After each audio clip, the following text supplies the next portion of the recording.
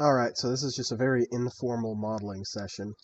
Basically, if you are missing context, this is me just doing kind of modeling thing for a player because he's learning Blender right now, and I'm just going to kind of show off my workflow.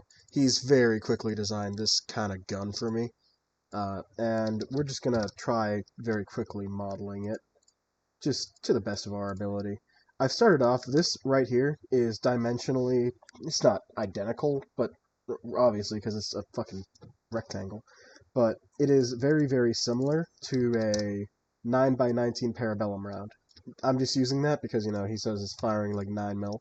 Just trying to block out vaguely how large we're going to want this.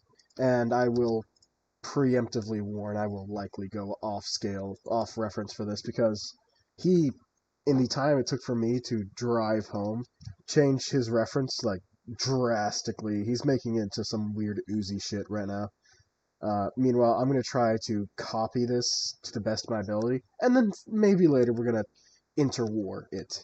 Maybe y'all will see this in Ignition Point, I guess. And let's actually get to work. This kind of fading right here, this kind of implies a separate mag well, and I'm not sure what we're going to do with this. For example, like this is, I'm not trying to roast player, I'm more trying to give context. The trigger guard is very rarely the same exact thickness as the receiver itself.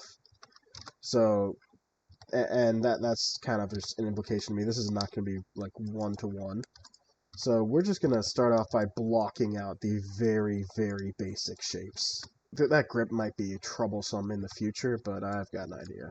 Something I also really like doing is this provides, I use 16-sided cylinders, in case you're wondering, but I find elements that are for sure circular, and now that we have a circle, circles are nice because they're going to be perfect. So let's add a mirror modifier, solidify modifier, not in that order, and let's just kind of, there you go. Now you have a vague idea of what this is going to look like. And from there, you can just start working. You can just start making everything else thick, solidifying them. And I probably abuse solidify a bit too much, but it is a very, very helpful tool.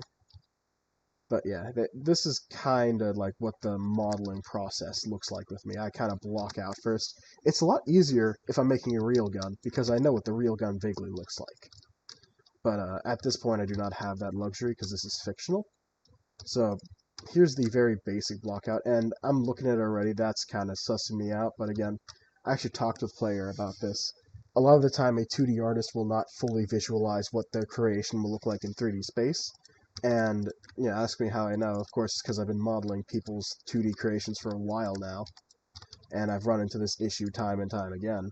This is not like a dig at 2D artists. Like, I wish I could be a fucking 2D artist. Like, it is something. The only reason I'm really a 3D artist is because I couldn't be a 2D artist.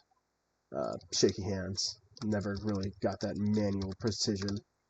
And we're just assuming this is going to be a circle. It could very well not be a circle, and this is something I usually do a lot while modeling, is I will make assumptions, and then I will take another look at my assumptions later. And if they turn out to not look good, then we adjust. I'm not entirely certain I'm fully enjoying this aesthetic. It could be a little water cooling jacket or like a barrel shroud. Again, with stuff we figure out as we go on. And as we can see here, this is not fully lined up, but as we can see, there's kind of a bit of a taper to it anyways, so yeah, that kind of gives us a hint as to what this might actually look like further. But for now, actually, I like that taper, so we're going to keep it like that for a bit. There's a process I was talking about, again, in these voice messages to player, where I was saying a lot of the time, modeling is not translating. It is localizing, essentially, as a metaphor. Like, so, for example, I might shrink things or grow them, change proportions, because, again, they're not thinking about what it looks like in 3D space, because that's not relevant. I don't think about if my side profiles are perfectly aesthetic, because that's not my department. That is not what I'm doing here. Now, here's a grip, and I'm going to do something here that probably is a little weird, because how I model not a lot, but a decent amount of grips is I kind of have a metal core, or the frame of the gun, I guess you'd say, as the core, and then from there, we're going to duplicate this, separate it out. I kind of have the core of the metal, or the gun frame, I guess you'd say. Kind of do some loop cuts. This is, again, not an exact science. Usually I hit most of my things with a limited dissolve before they're actually made, or finalized, rather. And yeah, we've got this gap for now. Don't worry about it. We'll fix it later. Yeah, this is, again, very quick and dirty block out. We're not trying to... Because this is what kind of matters most. What you see here, this is what you should be actually avoiding. Like, here's what I generally do, especially when I'm making solidified models. I do that, and then I basically limited dissolve it, but differently. Just because you don't, how do I say? You don't want those extra edges, I guess, running around. Because it kind of ends up messing with later operations. So I try to remove all the edges that I don't actively need. And for solidified models, that's basically all of them. I don't need any of them. And there we go.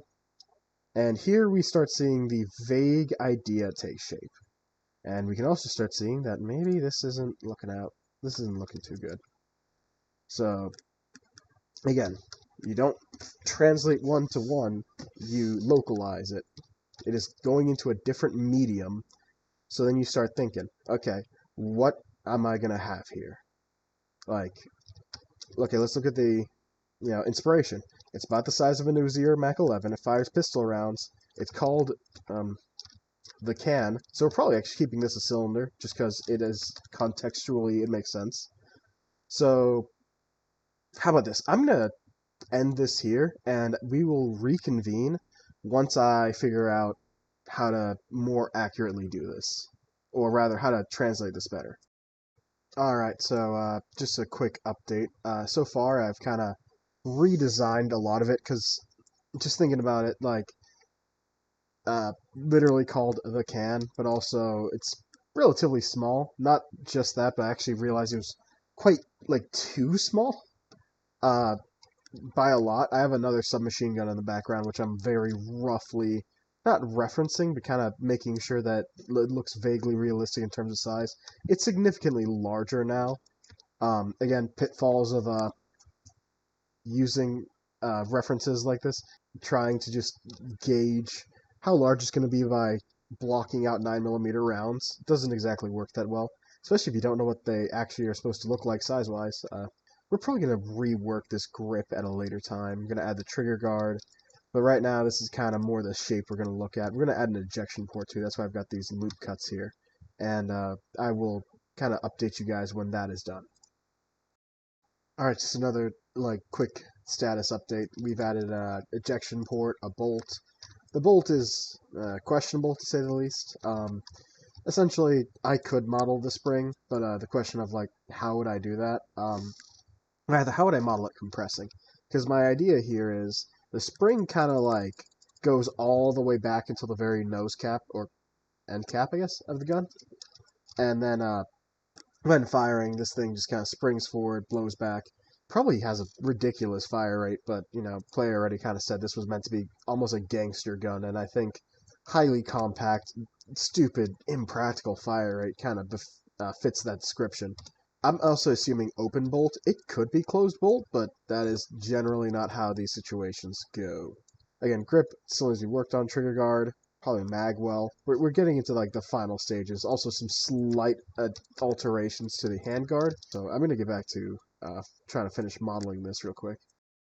Actually, something I did not note is just with my guess of the ammo capacity, based on how many rounds I can physically fit in here, plus assuming there's a follower spring.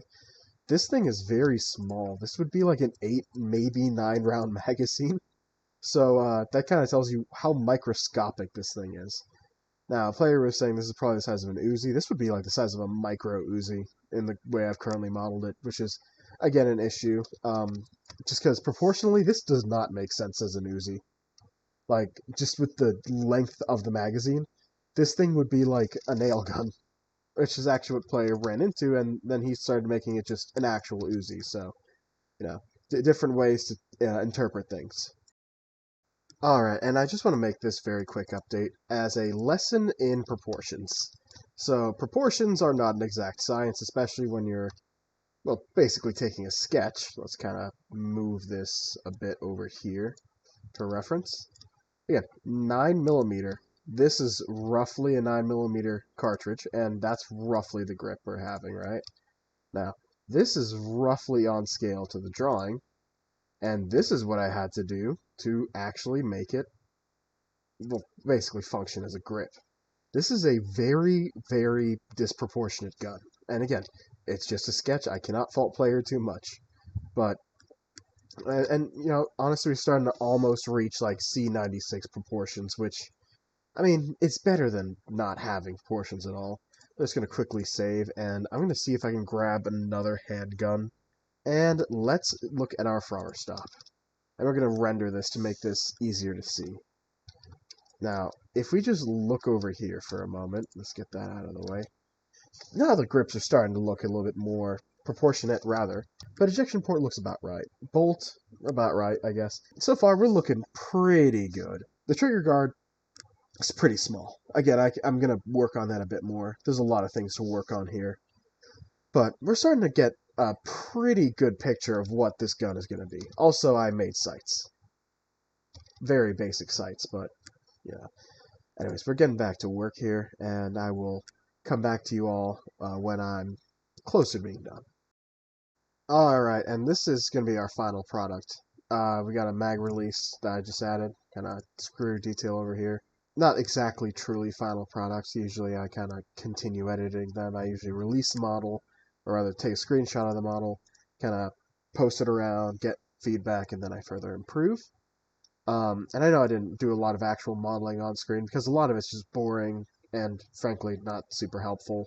Hopefully, I guess you found this entertaining at least, or at least the slightest bit informative, because this is kind of how at least I model, and this is just kind of the process for how I model, especially guns I did not make, and especially the two-dimensional ones. And also, I still don't know what to do with this. I'm not gonna lie. Like, I'm pretty sure.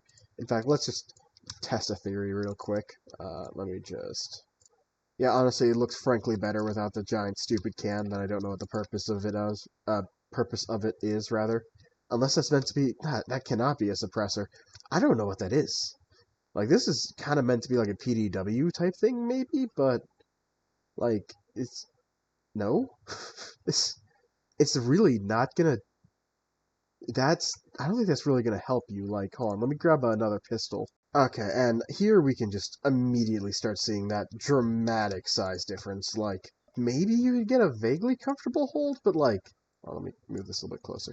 Yeah, this is not a gun that I would like be like, oh, I need a handguard here. At that point, I would probably just say like, ditch the handguard entirely, and then just give me the like barrel, maybe shortened even.